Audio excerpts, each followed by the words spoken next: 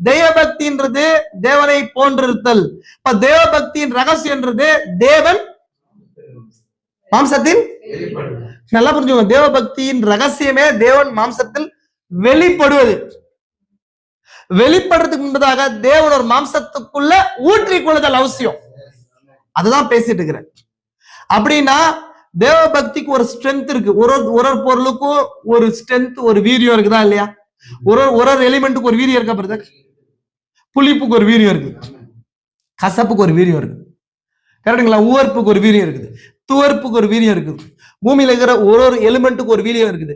அந்த பொருள் அந்த எசன்ஸை இழந்துச்சுன்னு சொன்னா அந்த பொருளுடைய அடையாளமே போயிடும். நான் சொல்ல புரியுதா உங்களுக்கு? நான் சொல்ற வார்த்தைகள் புரியலன்னா திரும்ப நான் சொல்றேன். ஒரு பொருளுக்கு ஒரு எசன்ஸ் இருக்குங்க. அந்த எசன்ஸ் உள்ள இருக்கிற அந்த எசன்ஸ் அது இழந்துச்சு அப்படின்னு சொன்னா அந்த பொருளுடைய அடையாளம் போயிடும்.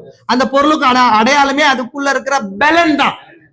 அதான் ஸ்ட்ரென்த்ன்ற வார்த்தையை உபயோகப்படுத்துறேன் இல்லைங்களா? அப்ப தேவ பக்தியின் ரகசியம் அப்படின்னா தேவன் மாம்சத்துல வெளிப்படுறதுக்கு முன்பதாக தேவனோட மாம்சத்துக்குள்ள என்ன பண்ணுங்க? ஊற்றிக்கொள்ளலாம். அப்பதான் தேவ பக்தியா மாறுது. அந்த தேவ பக்திக்கு ஒரு பலன் இருக்கு இல்லையா? அந்த பலன் தானே ஊற்றணும். ஊற்றக்கொள்ள வேண்டியது என்னங்க? அந்த பலன் ஊற்றி கொள்ளும் போதுதான் அந்த இடம் தேவ பக்தி உள்ள, இந்த நபர் தேவ பக்தி உள்ள நபர்ன்றத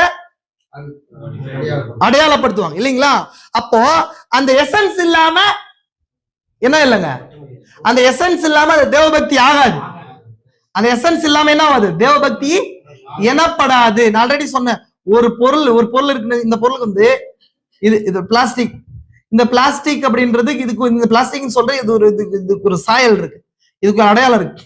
இதுக்குள்ள ஒரு என்ன இருக்குன்னு சொன்னா எலிமெண்ட். இது ஒரு எலிமெண்ட், பிளாஸ்டிக் எலிமெண்ட். இந்த ஒரு பொருள் ஆக்கப்பட்டிருக்குது.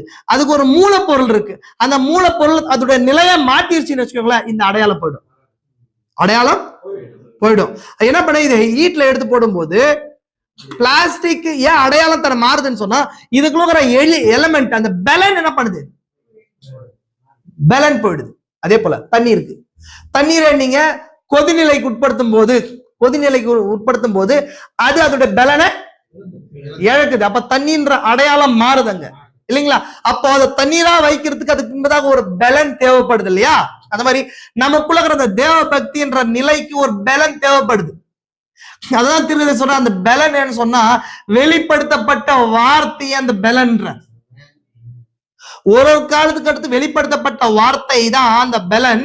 ஒரு நபர் அந்த வார்த்தையை முழுமையா ரிசீவ் பண்ணும் போது தெய்வீகம் அவனுக்குள்ள வருதான். அவன் தேவனை போல இருப்பானா? அப்ப அந்த மிஸ்ட்ரி இவனுக்குள்ள தெய்வீகம்